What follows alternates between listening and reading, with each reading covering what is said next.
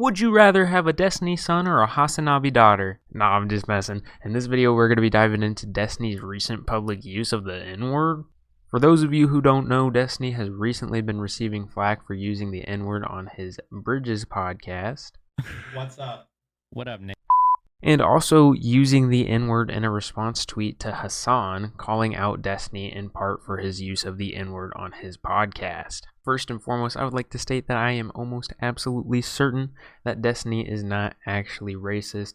This is evidenced by his largely egalitarian political and philosophical beliefs, but that's not what this video is going to be about. The question at hand is whether or not Destiny's recent use of the N-word is bad. And you know who better to take and stake a position on this than Destiny himself? For those of you who are relatively new to the online politics space, let me provide you with some history. Back in 2019, Destiny and Hassan got into a debate over the use of the N-word by non-black people, particularly for the purpose of edgy humor. This whole debate happened as a result of a whole interaction of Destiny and Trihex on the Raj Royale and in other instances over Destiny admitting that he uses the N-word for the purpose of edgy humor in private. But we're not going to be getting into the nitty-gritty of that debate. What we are going to be looking at is Destiny's position, which is essentially that using the N-word for edgy humor in private is okay, but using the N-word for edgy humor in public is not. Here's his reasoning for that. And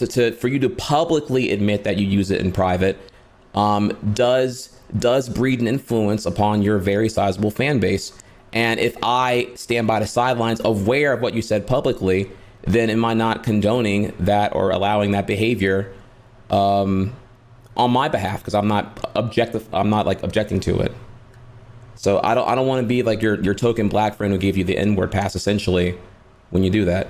Because whenever you admit publicly what you said privately, what function did the privacy have at that point?